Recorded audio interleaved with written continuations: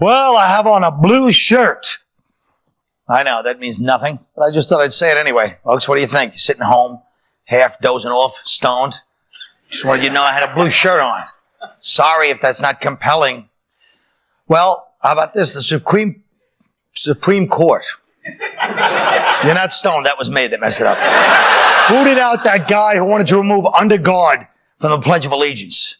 The guy wanted to remove under God from the... I don't get that. God is an abstract. You can't complain about the concept.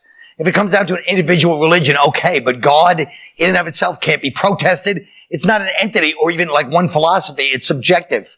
Not to mention, if this guy has that kind of energy and he directs it towards this cause, he might be a little bit of a crackpot, which is another word that has been missing from the national dialogue lexicon, whatever you want to say, crackpot. You used to call people a crackpot and everybody knew what you meant.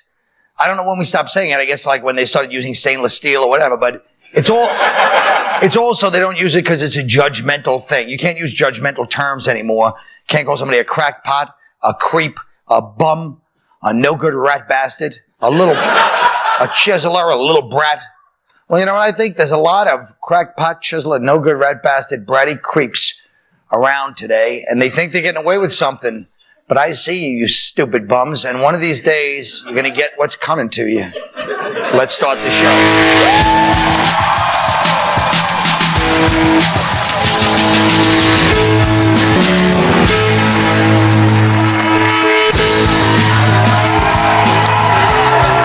Well, first of all, let's all thank Greg. I mean, not thank Greg. Congratulate him. He had another baby and third baby boy. Thank you very much. What is that, 3 boys in 8 months or something? 3 boys in 8 months. In honor of the Puerto Rican Day Parade. That's right. He is Latino. He is a Latino. He can say that because he's Spanish. Speaking of the Puerto Rican Day Parade, here is, did anyone go to it? Twice. I stopped it. Well, I'm sure you kind of blended right in, Jim. Yes, I did. Well, I went to it. Let's see some footage and then we'll talk about it. Here they go. So this guy, somewhere there's a, very upset clothesline. Oh, look at these 2 girls having a little fun. Oh, come on. She's having a few laughs, taunting the boys. And you got to be careful. Wilding. This kid looks like he's blending right in, doesn't he? Like, what are these now? Mexicans? No, Puerto Ricans. Well, I don't know.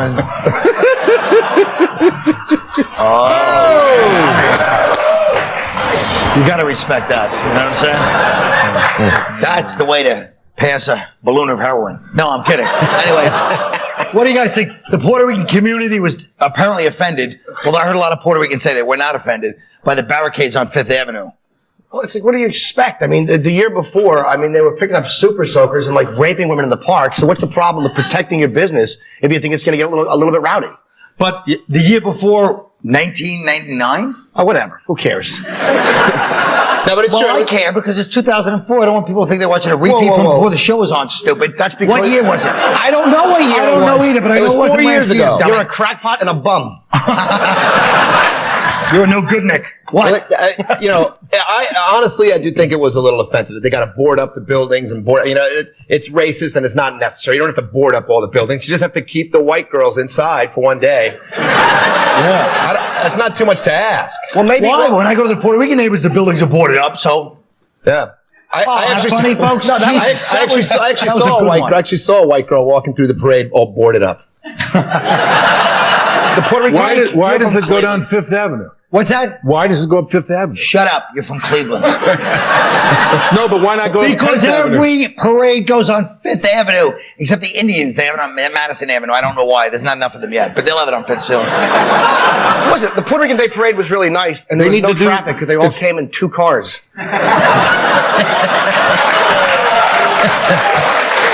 You know, well, I was just going to say that one thing that bugs me, there is this tone about the parade being so barbaric and everything. And every ethnic group, St. Patrick's Day used to be like that, but now it's become more assimilated. Very cultured. But it's become a lot more assimilated. Like now everyone's Irish on St. Patrick's Day. You drink green beer or whatever. But you don't see like other groups doing Puerto Rican things on Puerto Rican Day Parade. There weren't like thousands of white people at Orchard Beach swimming in their sweatpants. It's just a standalone thing. Like, can I say something? The president of the parade said, quote unquote, geez, I wonder if they put up barricades for the other parades. They do. No, they don't. No, they don't. But he's saying half of the Puerto Ricans were saying they should put them up. No, they Every don't. Puerto Rican I know was like, of course they should put them up. They don't. Kids get crazy. You see all the kids come running down, half mad. I mean, that's how it goes. Half mad. I was really hoping to get past that. Were they really? Half mad with wine. You son of a bitch. What about Halle Berry's ex-husband, Eric Benet? He likes to call himself. This is an important issue. Who?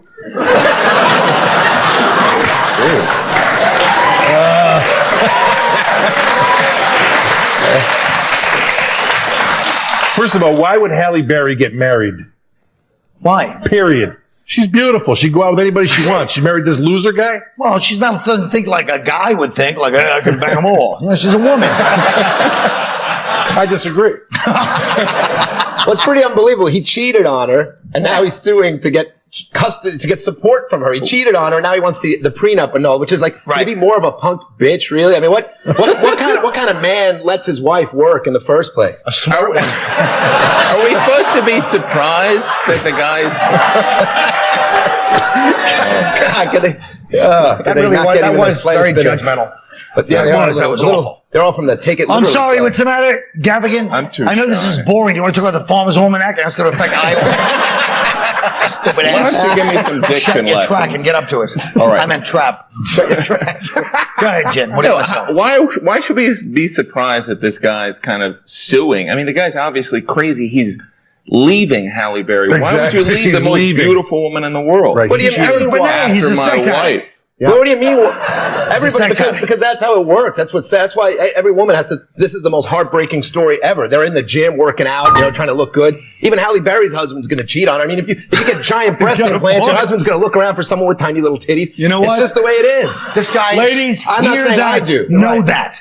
he's striking a blow. He is striking a blow for all regular men. I love him. Like, he's cheating on Hal, and he's like, yeah, give me a few bucks too, bitch. I like this guy a lot.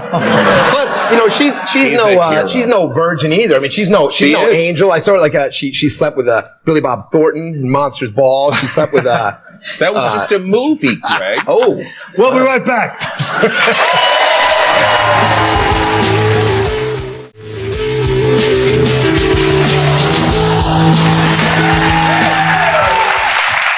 It really is my pet peeve, Jim, when some dumb comedian like you, DePaula, whoever it is, goes, hey, what's so interesting about this subject? That's relevant. Sure, we all love to deconstruct. Ha, ha, ha. Well, I got a show to do every day, okay? I'm trying to not starve to death before I die of natural causes like everybody else in the world. Mm-hmm. Is that too much to ask? Look at that stomach. Who thinks you're starving to death? First of all, the delivery on that was like Alice Crampton. So what? Idiot. Don't set me up and don't keep your foot propped up like that. Be comfortable on your own show, stupid. We're going to take a look at 3 of this weekend's big movies. First up is Vin Diesel's new one, The Chronicles of Riddick. Who the hell are you? Riddick! Where does he come from? Who are his people? These are the things I need to know.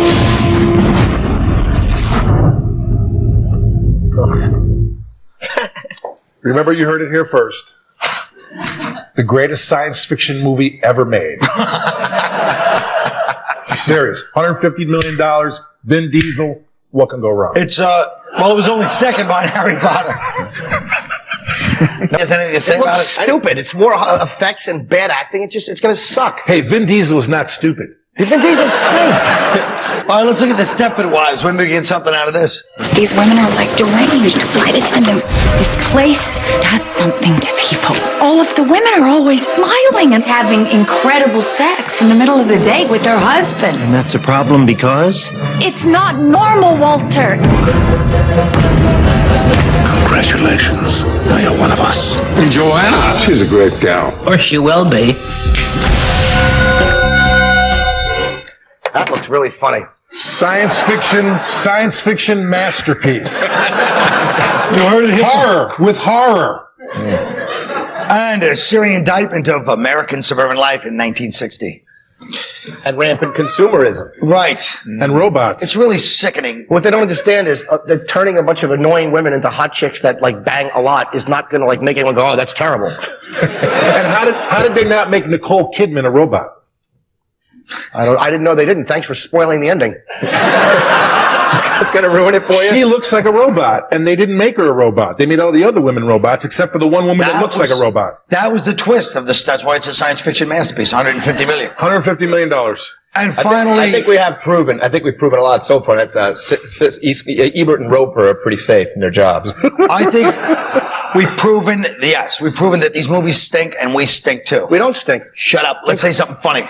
All right, how about this? Here's my opinion on the Stepford Wives. Okay. Is that this is Hollywood trying to be edgy. So they go after the Martha Stewart lifestyle like they did in 1960, so they can pretend they're being rebellious and attacking and deconstructing hypocritical society. Because they don't have the balls to look at the way the world is now. They have to go back in time to make fun of it. And that's what a lot of movies have done in the last 10 years. Is that what you say after you say, let's be funny?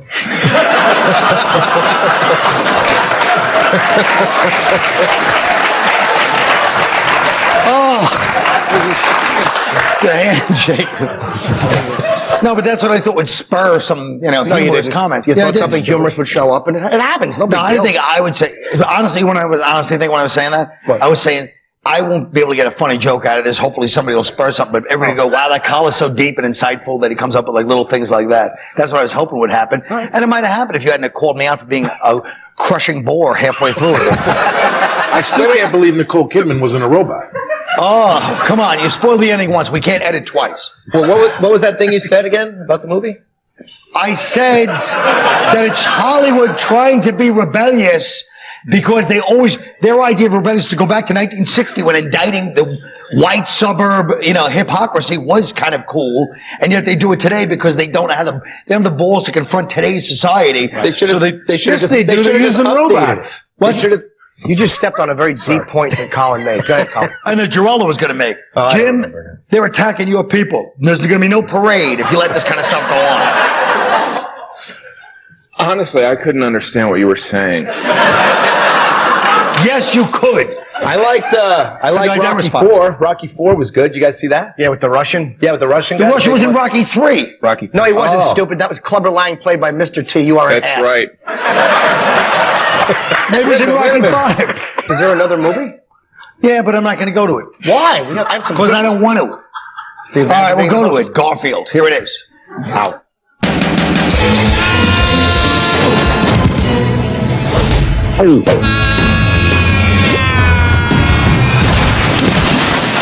My life has been saved by the miracle of lasagna.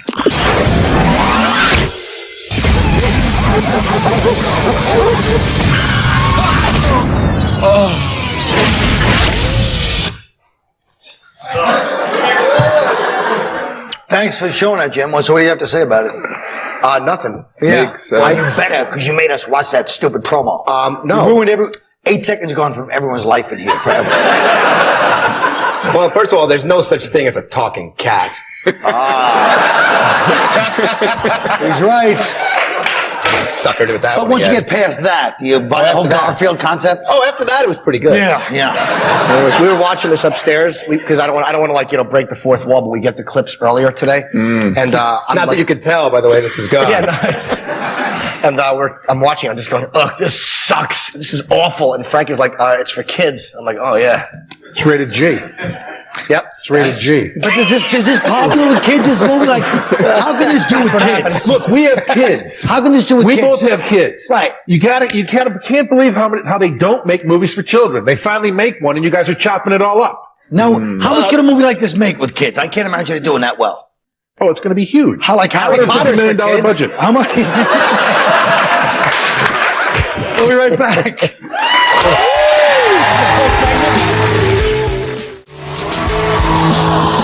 Yay! Folks, tonight we have some audience members who need to say something to somebody in their lives, but they can't bring themselves to do it, so we're having comedians say it for them. First up is Greg. He's going to help Noreen from Florida. Noreen, what do you want to say to whom? Oh, I want to tell my son it's time to pop the question. 5 years is enough. Greg, would you help? His name's Michael, you said? His name is Michael. Michael, your mom has told me you've been dating a girlfriend for 5 years now. It's about time you ask for anal. 5 years. 5 years. Thank you very much. All right. Now here's Neil from Houston. Here's Neil. Frank, you're on this side. Here's Neil from Houston. By the way, Neil, who's never been in show business, just had to tell Frank, who's been in for 20 years and is on The Sopranos and is a hilarious comedian, where to stand. You really are a dummy. All right, Neil from Houston. Frank is going to help you. What's ailing you, Neil? I just wanted to tell my wife that I'm sorry that I got fat. All right, Frank. Well, first of all, what's your wife's name? Carol. Carol. I think he looks great. And the only thing I can tell you is that when he's eating ice cream and he pulls the top off the ice cream, you want to lose some weight, throw that away.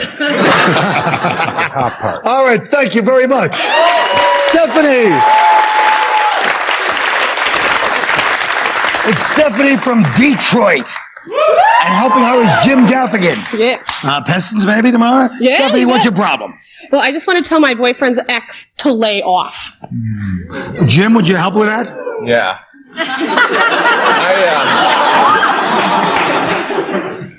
This is hard for me because for me to say as a woman, because I know you loves my man, because I loves my man, and I'm from Detroit, and if you don't lay off, I'm gonna burn down your house. Oh, thank you, Jim. Thank you. I hope you help. You're going to get Jimmy Kimmel canceled with that crack. This is Annie from Kansas with Jim Norton. Annie, who do you have a message for? I want to tell my parents that I'm dropping out of medical school and I'm not a virgin anymore. Well, who better, Jim? No, Jim's...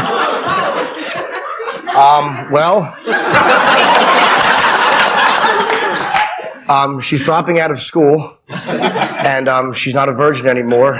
And without that medical school, after we hook up, she's not going to have money to pay for that herpes medication she's going to need. All right. Well, thank you. I think we accomplished something. We'll be right back.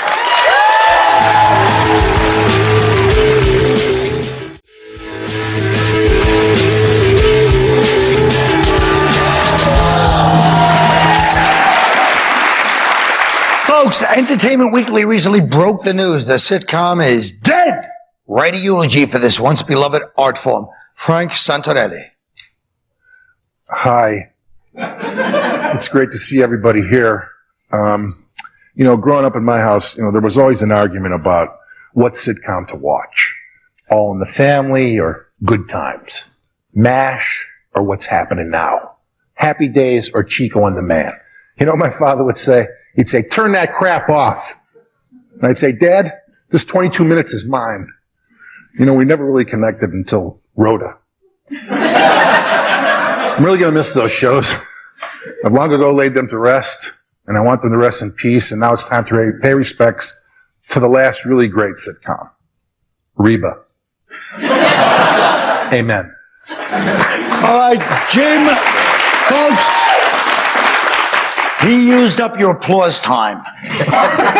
Jim Norton. As far as I'm concerned, you didn't die of natural causes. You were murdered by liberal guilt. Challenging statements you used to make were replaced by sassy, sharp as a whip gals, over-the-top gay men, and adorably precocious kids.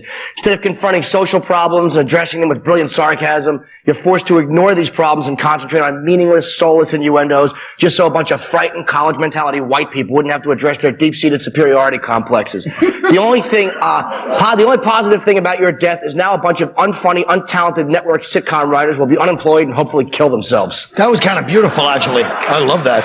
Wait! That was a eulogy? That was a eulogy. Jim!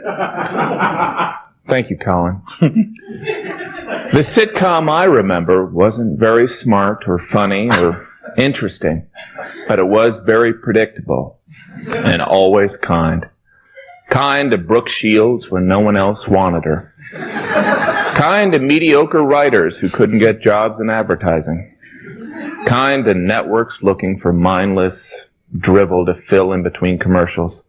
So goodbye, sitcom, until this fall when that rag Entertainment Weekly will undoubtedly announce your resurrection. All right. Greg, I love this. Well, sitcom, I know it's wrong to speak ill of the dead, but let's face it, you were a nasty bitch. Sure, you worked hard making so many mediocre talents rich and famous, but I'm a mediocre talent. Where are my millions? Some say you were killed by reality TV. Nonsense. Sure, people love to watch bubble-breasted half-wits eating monkey balls, but they also love to laugh. And let's face it, from Suddenly Susan to yesteryear, you've been about as watchable as Jim Norton's rectal cankers. Now that you're gone, I guess I'll just keep scratching out a living on basic cable while American Idol turns a tone-deaf Vietnamese eunuch into a celebrity. All right, that's the show. Good night. You got a little mad at Jim Gaffigan tonight. Should the comics at least pretend to be interested in the topics? Well, you know, it's my one pet peeve when they have to go like DePaulo. He goes, who gives a damn? Jim said it in a more polite way, but it was basically, you know, if we can't live with the one premise of the subject being interesting.